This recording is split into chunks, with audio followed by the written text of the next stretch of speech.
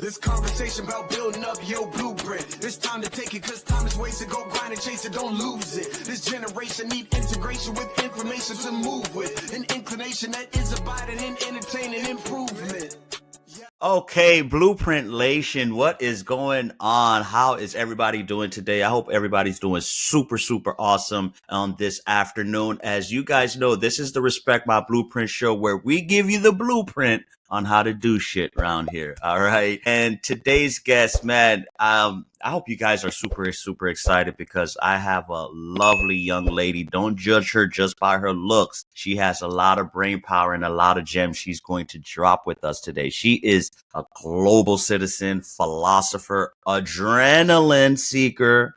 All right. And she also likes to sip on champagne every now and then. She is a champagne lover. Okay. But today's guest, she had the so-called perfect life, a successful career in luxury jewelry and watches, personal life involving around extreme sports and adventure. And she also had that fairy tale romance and a decade-long partnership with her husband. But guess what? In 24 hours, yes, you heard right, 24 hours, her whole world came crashing down. Marriage, career, home, all gone. Okay. Hit rock bottom. But guess what? Guess what? It sparked a radical change for her. It was her rebirth. She took all of her savings, traveled the world with even her 7 blank pages of her passport. Yeah, she had just blank pages that said, you know what? Let me go in and start filling these things out. All right. And she rebuilt her life. And now she is here. She's inspired through her own turning points. And she also has her debut memoir called 7 Blank Pages, which drops this July. So with that being said, guys and gals, I've went ahead and introduced my guest, but we're going to hear from her. I want to go ahead and welcome Whitney Joy. How are you doing today? Wes, I am fantastic. There's a lot of energy rolling around today, and I'm having fun with it. Of course. Well, you know, that's what life is about. Life is about energy, passion, spirit, and everything. And I am pretty sure you are going to imbue the audience with all of that same quality and traits as well, too. So we're looking forward to it. So I hope you're super excited about today's show. But before we get into the nitty gritty and we get into the little details of your life and everything like that, if you could first start off by sharing with the audience a little bit about who you are and a little bit about your background, as I did the best I can, but they want to hear from you. Thank you. Thank you so much. Yes, I'm a farm girl from Wisconsin. I'm the 6th generation to grow up on what was originally a dairy farm. My mom converted it to a horse ranch, but I have lived all over the world in 7 different places in 4 different countries. I've traveled to 56 different countries, climbed 56 mountains, ironically enough. But my professional career, my background is in extreme sports and luxury, as you mentioned. When I was 16, I had to get a job, and I was really fascinated with gemstones. Where do they come from? How do we find them? How are they made? And why is something so small seemingly so powerful? I mean, like, people go to war over gemstones. Kings and queens put them in their crowns. Why do they want them on their head? So it just started a fascination and curiosity with the energy that's entrapped in something so small. And it led to my career. I lived in Vail, Colorado for 10 years with my first husband, who was a professional athlete. And I was an alpine ski racer all the way through university. He was a professional snowboarder. So you can imagine, yes, our life was around extreme sports. Right. And at 30, as you mentioned, that's where things start to change. So I'll stop there to see where we want to take it. Oh, my goodness. Okay. So, pretty good intro so far. Pretty fascinating, right? 56 different countries, 56 mountains. And, you know, of course, you took your passion into collecting gemstones into a whole spin, which we're going to touch on that and everything like that, right? But, man, I don't want to hold any punches, right? I don't want to hold any. I want to get straight into it. I want to first get into this 24 hours, right? You gave me a little elevator pitch at, you know, when we had our intro call and when we initially met, right? Yes. So Sunday morning, I'm moving out of my house, my dream home in Colorado. We had remodeling plans, someplace I could see my children. I didn't have them at the time, but that was part of the plan, isn't it? Right. We ended up moving out that day, and my husband said as we left, like, why are you fighting for something you don't want anymore? We need to file for divorce. You know, we were obviously having hard times, but we were going to try separating first. However, the same day we handed over the keys, he said, let's make this final and ink. So that evening, I'm crashing in my friend's loft, just feeling everything. I'm pissed off, I'm sad, I'm confused, but I have one shining facet left that I'm going to cling to with everything in me for redemption, right? My career. Right. And I loved Okay. my career. It wasn't a job to me. It was another relationship. I'd been with this company for 10 years. They treated me like family. I even started my own nonprofit event company. And then the jewelry Oh, store okay. I worked for was like, oh, you do events? We'd like you to do them for the store. And I created the position of my dreams, which was director of global events for the largest independently owned jewelry store in the nation. And I brokered deals with the New York Yankees and Cartier and Formula One, America's Cup, Rolex, Panerai. I Man. had so much fun getting us sponsorships with film premieres and sports competitions. I loved my job, loved it. So Right. the next Okay. morning, I was going to work the week after the crazy Sunday of losing everything in Right. my personal life. The next Right. weekend, I was to leave on a volunteer trip taking teenagers to work at a school in Nicaragua for children with disabilities. So I was like, okay, Okay. I can compartmentalize. I can get through the next week of work. I can refocus on doing good in the world, even if I can't focus on myself. I had a plan, right? Right. Okay. The Okay. next morning, I have my sit down with my boss because 5 months earlier, I was offered a promotion. 2 minutes into the conversation, he slides a manila envelope across the table and saying, this isn't performance based. There's a severance agreement in here, or you're welcome to reapply. And everything just went quiet. So that was absolutely the rug getting pulled out from under me, because then everything else that I was holding so tight to hold it together unraveled. And it was just quiet. I walked by myself to the river and sat down on a bench alone, unopened vanilla envelope next to my side, and just watched the river flow and cried, not knowing what the heck to do. And this is literally after what the bombshell of at home from like, so by the way, of course, like you said, with the home, that's a different story. But with the professional life, this completely hit you from left field. Mm-hmm. Shocked, like blindsided. Wow. So, man, so okay. We're going to build up on this. So what happened next? Obviously you're in a moment of disbelief, anger, grief, shock. So you're taking this in, right? And you're in the river, you're trying to hold your bearings together. What next? Like, seriously, I mean, some people would have probably thought about suicide or the worst, but I'm hoping, obviously, you're here with us and the tremendous journey you went afterwards. But what was next after? There's always that debate period. There's always the in between, the paralyzed. I was a perfectionist. I was pretty arrogant. Okay. I really didn't Okay. want to see my own fault in any of this either. So I was just in denial. And I was like, I'm going to Right. fix it. I'm going to reach out to my professional contacts and get an even better job, or I will prove them wrong, correct? I will still win this game of being society's princess, or whatever I thought would deem me worthy. So I fought Right. what the opportunity the universe had provided for me for a while, for a couple months. And then I was realizing like nothing is in flow. I'm getting resistance everywhere. Any job opportunity or social engagement, I literally felt nausea. I couldn't do it. I couldn't fake it. And when I finally got out of my own way and was like, what in the world is wrong? I stepped outside and I reframed. And I was like, it's because none of this defines you. I'm clinging to things to recreate an identity that wasn't mine in the first place. So then I was like, well, what do I do? How do I figure that out? And I saw Yeah. my passport sitting in the corner of the loft that I was still crashing in. And I Okay. realized there were only 7 pages left. There's only 7 pages blank. And I was going to have to turn that in to go back to my maiden name. So that's what I'm like, I'm going to go figure it out. I'm going to travel until these pages are full. And then I will come back and get back to life. Right. But Right. that's where the Okay. journey started, because I finally surrendered to the fact that I wasn't a victim in all of this. This was an opportunity, if I was brave enough, to get to know the real me. Okay, so obviously you took a very tragic period in your life, and it was the spark plug to be able to go ahead and turn the page to a new chapter. So you, and of course, I just want to make sure before we even get into this second chapter, you went into this chapter no plan at all, right? This was all completely spontaneous. Yes, I realized that my life had been great. I was very happy. I was very grateful for it. I realized I had privilege and opportunity.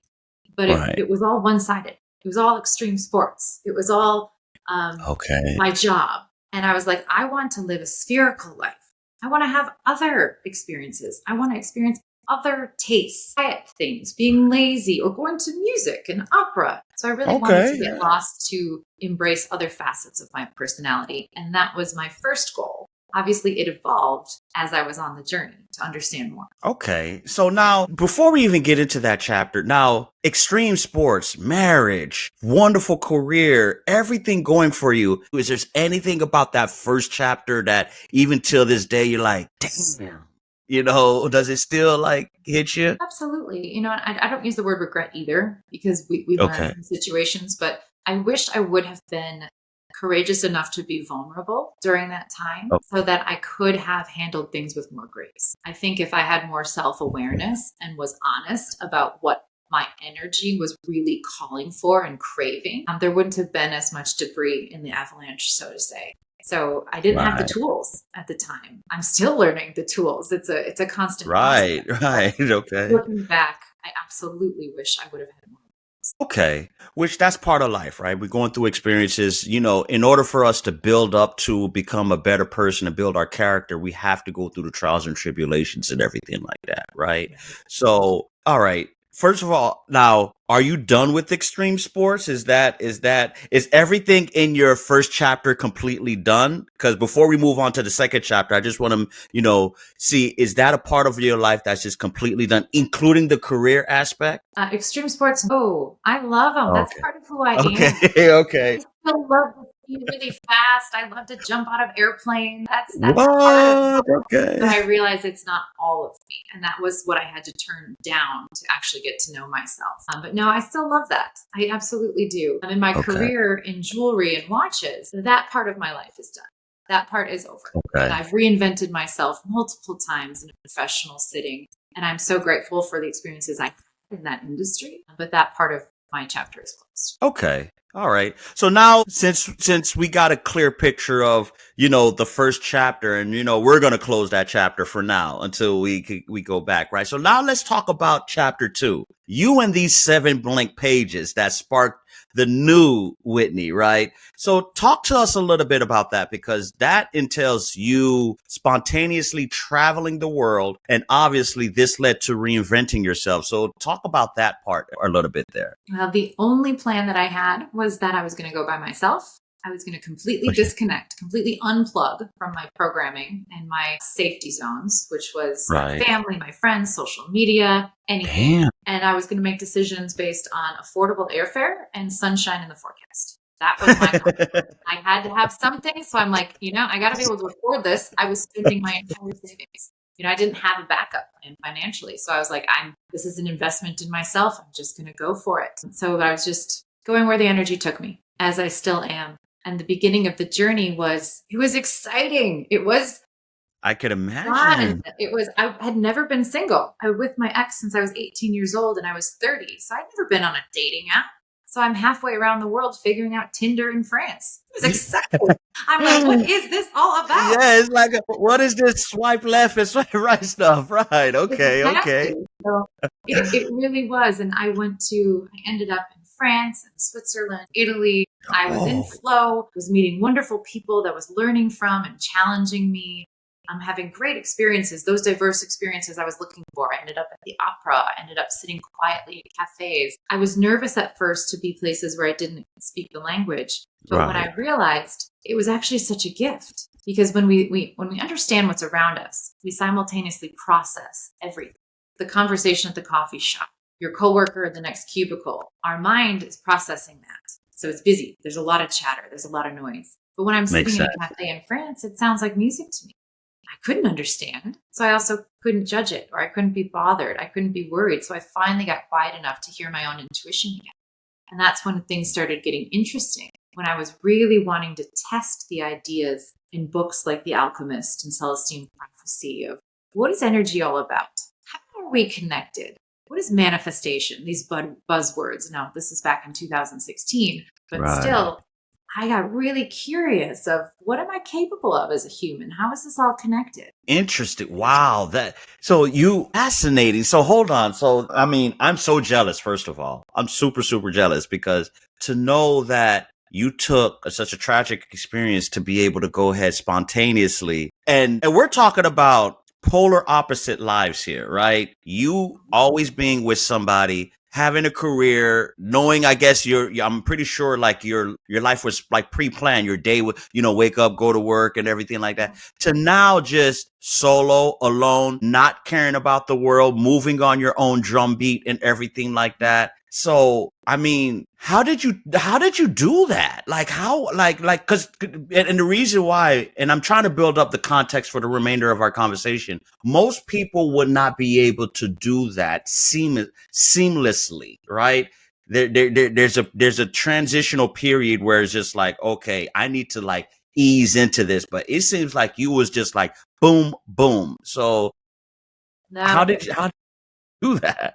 Oh, there were absolutely bumps in the road. Even things like my ex would always drive rental cars, and I wanted to Mm. drive around. So I rented a car in France, and most of them were manuals. I grew up on a farm. My dad had a rule before we could get our driver's license. You can drive a manual and you can change a tire. So I'm sitting there at the rental car company in France, and the guy is absolutely not believing me that I can drive a manual. It took a serious conversation to get that. He's like, yes, I know I'm me, but give me the car. Exactly, right? But It's like I could do it. Come on, stop playing, right? further than societal judgments, when I walked to the car, it was so ingrained in me. I walked to the passenger side. I did it myself. I was like, come on, like we've been through this. But it's that subconscious programming that takes a long time to get over or out of the way. And things were difficult and lonely. And also even like eating every meal by yourself. At first it was like, oh my gosh, are they judging me? What do they think? Why am I here? How do I go to the bathroom alone and leave my stuff at the table? What's safe? Can I Yeah, have like more that. than one drink and walk myself home? All of these thoughts go through your head. And that's just the logistical things. There was also the emotional of, am I running away from my problems? Am I being selfish with this money? Am I being irresponsible? What am I afraid of? So there's a lot of different talk tracks that were coming at me from all different angles while I'm still experiencing these fun and games of figuring out dating and stuff. There's a lot of other things to process, that's for sure. And it's not easy.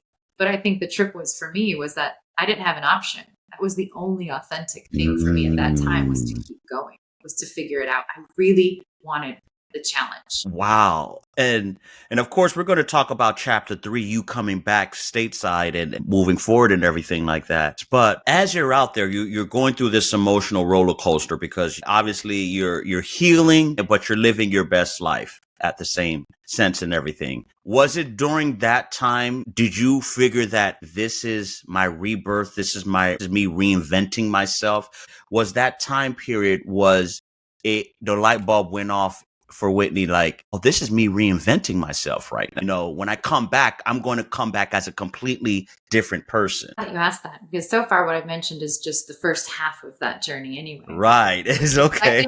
The second half is where things kind of got interesting, because I almost did quit. I almost did come home. I had some scary situations in Sicily where I didn't feel safe. And I was like, I'm done. I'm going home. I'm over it. I just want to be somewhere safe. But then again, I was like, you know what? I need to reframe. Maybe I can't do this all by myself. Maybe I need a balance. So I looked for some group tours in different places. Okay. And I again looked at affordable airfare and weather, but I found myself in India. I found myself in Thailand. I found myself in New Zealand. The second half of the journey was very different. I still had a lot of time by myself, and only a couple of those were on group tours. But in India, somebody else on the tour, I was telling them all about my journey. Super excited. This has been so cool, right? I'm figuring things out. And she literally says to me, she's a beautiful woman, about 75.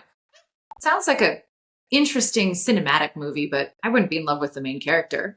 And I was like, oh, okay, thanks. No problem. To each their own. And she goes, yeah. And she's like, well, all you've been doing is trading adrenaline for adrenaline. When are you going to pay attention to your internal evolution? And it hit me. I was like, yeah, like, damn. What? And she's like, do you still know who you are or what your role was and everything that fell apart? I was like, oh no, what do you even mean? She is hitting you heavy right now. Yeah. But it was also, I was just absolute angel from the universe of along this path of discovery, it's divine timing to be in India, to have an opportunity to go inward and to ask better questions. I really did start to get to know Whitney again and separate myself from the situation. But then I go to New Zealand and the universe presents me with so many shiny opportunities to go back to the life that I left. I meet this guy. He's an extreme sport athlete. He's an Olympian. I'm like, oh, I know that role. This is fun. I get a job offer from a jewelry store down there. I can make a bunch of money again. This is great. I can have a job. I can prove to everybody that I'm not crazy, that I did this for a reason. I can move halfway around the world. This is awesome. And then I get to Thailand and I'm saying yes to the job. And then someone says, why? You can't move halfway around the world to hit repeat. And I realized I was like, I can't. You're right. I did so much work. I showed up for my life. I was courageous. I embraced the pain of this to evolve, not to hit repeat. I can't do that. So I said no to the job and no to the guy. But I was like, the one thing that I knew was true was that I was meant to be in New Zealand. So I moved there with absolutely no money left. None. No plan. Again, because I said no to the job. Whitney, talk about a pure rep. Talk about like, damn, like what the hell? Okay, New Zealand? Like what? Okay, I'm going to let you finish. Wow, this is getting crazy. Okay. Yep. But I love it though. I love it. It's just the way that I lived it. And I also never intended to write about it. That's a whole different story. But right. When I was there, I realized, again, I didn't have the tools to understand what I was learning about, from my personal evolution to the spirituality that we exist in. And I signed up for hypnotherapy classes and coaching, and I dove into my shadow and limiting beliefs and everything that I could think of. And then I took part-time jobs. I reinvented myself professionally. That led to another career that was incredible, but it wouldn't have been possible without being willing to be a beginner, without being willing to be bad, to take super serious risks and to bet on myself, trusting my intuition and my knowing inside. And that was the biggest thing I learned from that journey all around the world and deep into the psyche was risk and reward and to trust myself. Oh my God. You're more fascinating as you're sharing your story and experience. So let me make sure I get this right. Chapter 1, complete meltdown of what you go through, right? Chapter 2, part 1 of chapter 2, you're enjoying your best life, right? But then part 2, you meet divine intervention hits you with the young lady from India that causes you to consider a career in New Zealand. Don't take the job. I'm sorry, not a career. Don't take the job, but end up moving to New Zealand. Am I right? Am I right with everything that I'm saying so far? No, you get the gist of it. I think in the book, you'll get the details. We won't give it all away, but you get the gist. Like, wow. Okay. So how long did you end up staying in New Zealand, by the way? I lived there for 2 years. 2 years. Okay. So how was that, by the way? Like, how was living there in New Zealand? It's amazing. Amazing. Absolutely incredible. Some of the nicest people you'll ever meet. Authentic, healthy, active lifestyles, beautiful, beautiful nature, respect for nature, a lot of extreme sports and adrenaline activity. Okay. All right. Along your wheelhouse there. Okay. Yep. And I went from living in the mountains to living on the beach. And it was very much, I needed to be on the opposite side of the world to dive into the opposite sides of me. And mind you, I'm still assuming you're still somewhat disconnected from everything and everyone you know here in America. So how was your family, your friends, colleagues? How did they take all of this? I'm pretty sure you're getting some negative feedback and pushback, and you probably got some support. But what was the overwhelming response from everyone home? Is she crazy? No. And during that, I went home. I got my stuff, and I full on moved. So I did stop there, went to Wisconsin, saw my family, went to Colorado. I really didn't have much stuff anyway. When we left the house, we donated most of it. The little things were in my friend's loft still. So I said goodbye to my friends. So when I moved to New Zealand, I was permanently there and I was in touch with people then.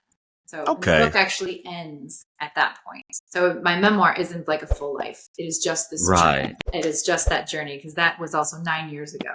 So I've lived a lot since then, which I'm thrilled to talk about. But just so you know, the book ends with me just moving to New Zealand. Wow. Okay. So you're in New Zealand, right? Okay. So somewhat still living your best life. But first of all, and you said you was working part-time jobs. So because you turned down the job offer. So you just still just, hey, let me just go ahead and just live, make some little money, but I'm enjoying my life, right? For the most Well, I was really trying to dig myself out of a financial hole that trip created.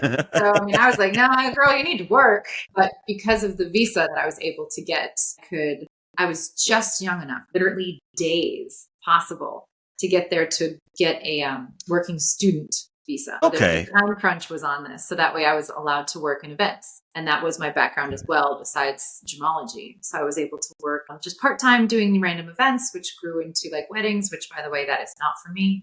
But I did it because I respect wedding planners. I am not one, but it also grew into me doing executive retreats and corporate offsites. And then that became an entire another career. Wow. Okay. So, all right, girl. So let's move on to chapter 3 of your life. You coming back home, right? So you did 2 years in New Zealand. Okay. What was the moment where you said, I need to come back home? This is, you're going to be the phoenix now, rise from the ashes and come back home.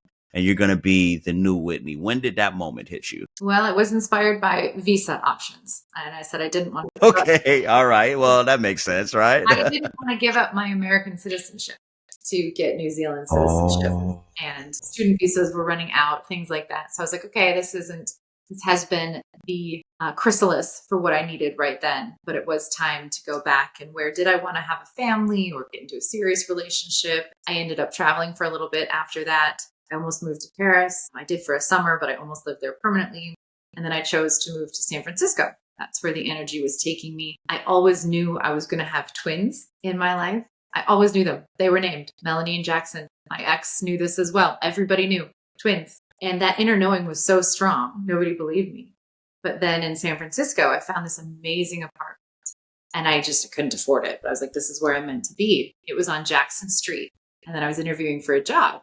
The person who was interviewing me, who would be my boss, was Melanie. I said, they're my twins, Melanie and Jackson. It just wasn't in the traditional way that people think of twins as babies. Or what I Wow, thought. so interesting. Wow. I recognized it when I was like, my soul sent a quantum ping that said, when I see Melanie and Jackson, this is it. That's where you're meant to be. So I followed that and I said yes to move to San Francisco in this crazy situation, again, that nobody understood, that people thought I was crazy. But I was like, nope, this is right. That's where I'm meant to be. So my first place living back in the States was San Francisco. Wow. That's dope, man. Women's intuition, boy, is very strong, as ladies and gentlemen, you notice here. Okay. So you move back to San Francisco. Okay. You're in the Bay Area, tech capital, along with Silicon Valley. You're in San Francisco. All right. So first of all, were you relieved? Well, I know you was sort of forced to come back because of the visa issue, but you said, you was in Paris, but were you relieved that you were back in America again? Or it was still kind of like, man, I'm here. It's like, okay, it is what it is.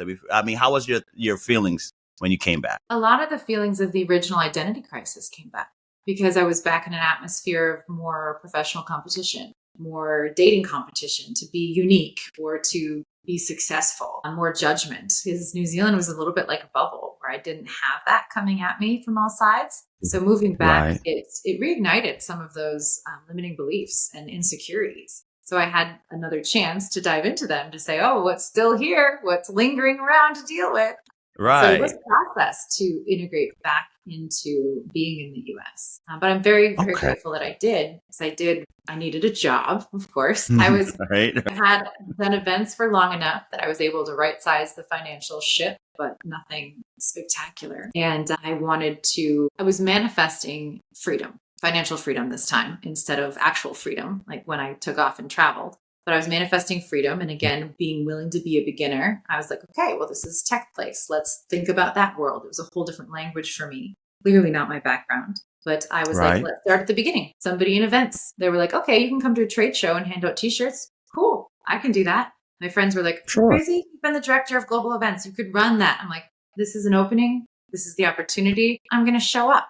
We're going to put I'm our gonna take egos it. aside Right. sometimes. And it ended up rolling into me creating the position again. So I have a habit of doing that. Sometimes when you just show up people see something that they needed that they didn't know to ask for. And Good this point. company created the position of head of executive engagement strategies. And I spent years designing multi-year strategies, C-suite events that connected some of the most powerful people in companies to make real change, to have real relationships and have inspiring retreats that affected everybody within those companies. And that career, going from handing out t-shirts to the C-suite, I was able to absolutely finally for once like get out of financial issues and have the freedom that I needed to be me.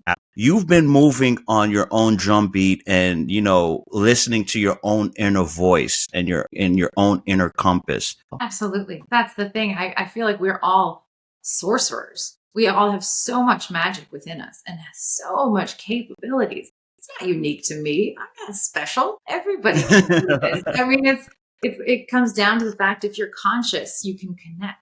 There's an infinite source of information, of wisdom around us and within us. Our bodies are incredible what they're able to process and the information that they can send our way if we get out of our mind. Yes, I really encourage people to find practices that hone that. Ask questions that they're curious about to learn more about it. You got into hypotherapy, which sort of explain that a little bit. So break down to the audience, what does that entail, the hypotherapy? Hypnotherapy is about Hypnotherapy, I'm sorry. Is that like hypnotic is the type of thing where they kind of like put you under and things like that? Or am I on the wrong track here? No, you're right. Yeah, you're right. It's subconscious. Okay. It's subconscious work. So a lot of times you're encouraged to reach a meditative state. So different brain waves. And that's, we have the opportunity to reprogram our subconscious when we're in those states. And our subconscious versus the subconscious is the bigger muscle. That really controls how we manifest, how we feel about certain situations, the movements our body does, how we sleep. So if you dive into reprogramming some of that, it has tangible outcomes on your daily life. Your consciousness, that's just what we cling to for security. That's a little bit more of your ego. So now, obviously, do you believe that this was one of the transformative, I guess, therapies produce the memoir and also allow you to be able to go ahead and live your best life and become the person who you are right now? It did, absolutely, because it helped me take accountability.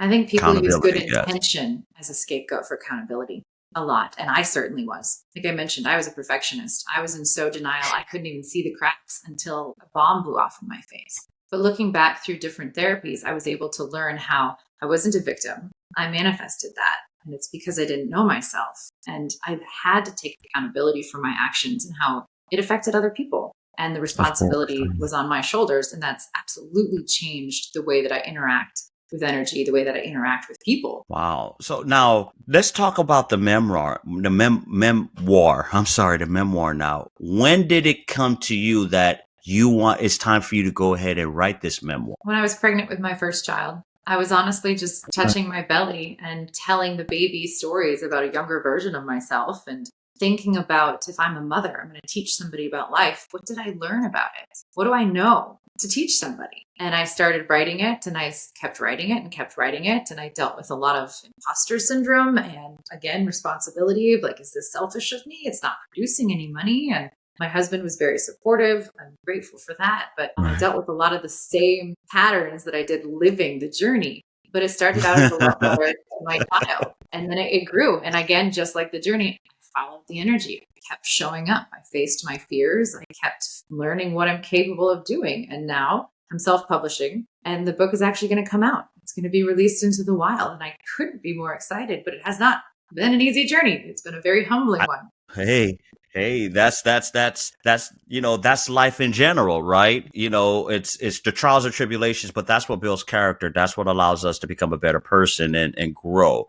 If you're not growing, you're dying in this world, right? What do you want the readers to take away from reading your memoir? I want them to have a permission slip to show up for their own life. If they're standing on the cusp of anywhere, they're standing on the edge. Jump, take a step, look, whatever is authentic to you.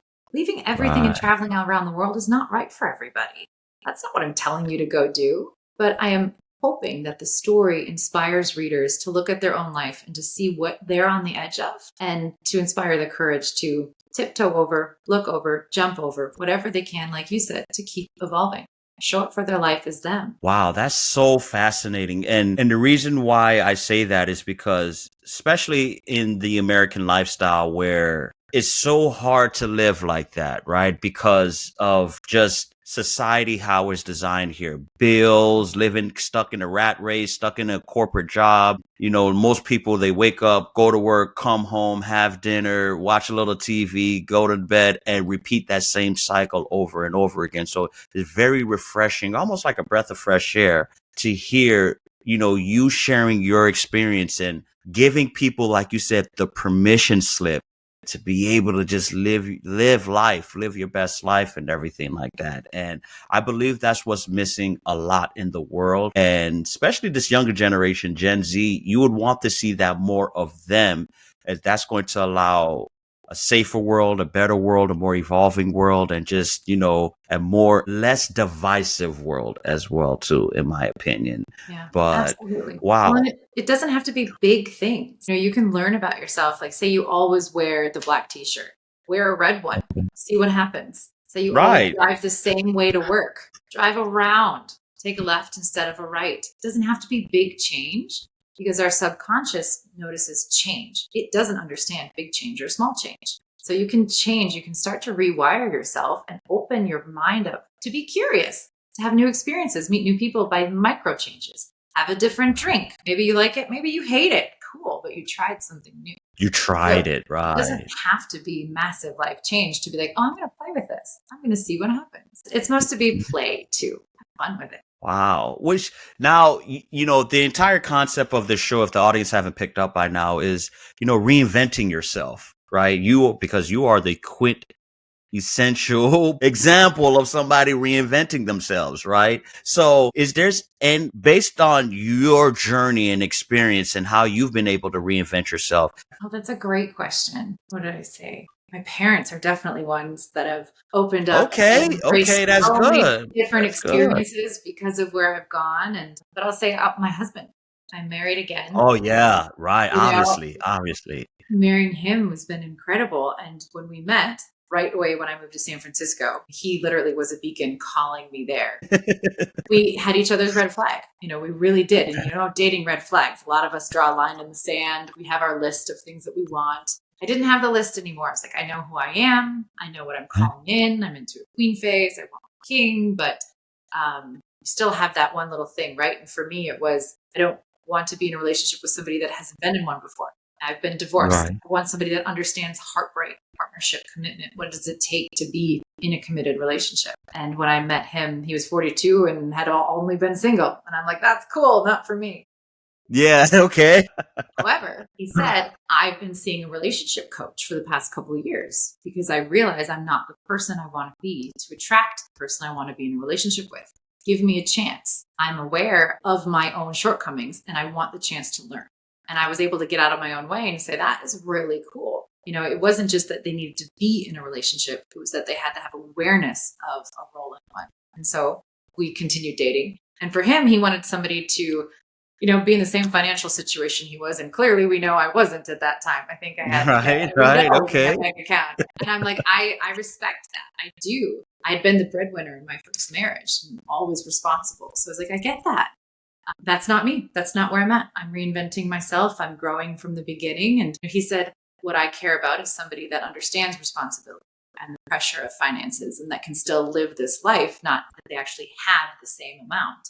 So we were able to reframe and get out of our own way, move our own blinders off to then continue in what's been the most incredible relationship ever. And we keep evolving that way. Wow, man, Whitney, you are truly a breath of fresh air for this platform. Thank you. No, and I sincerely mean that because I'll be honest with you.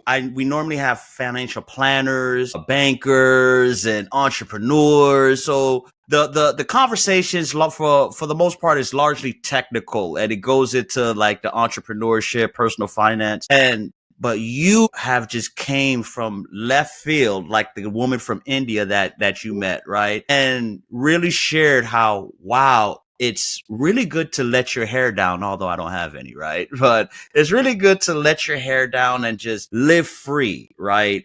Get out of the rat race. And like you say, I love the word you said. I love the phrase you said, give yourself that permission slip to be able to reinvent yourself. And I hope the audience is able to really take the main concept of your story, of what you shared here, as I hope they're able to take that, permission slip to be able to do so, because hey, life be lifing. Right? Mhm. Life be lifing. So, a lot of us can just get into a real deep, dark depression state. But, you shared that there's another alternative, another way that you can get yourself out of it. And that's to reinvent yourself.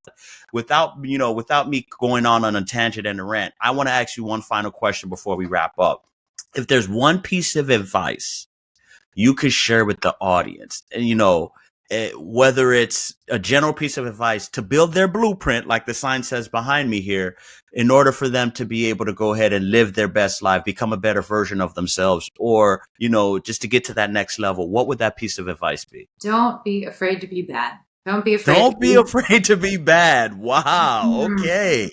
Nope. You got to start somewhere. And I think so many of us, myself included, get caught up in a certain level of success that then we don't want to let go of to try something new, or we don't want to be viewed as less worthy than somebody else, that we Right. don't try something we're really curious about, that we might be authentically aligned with, because we're afraid to be bad at it.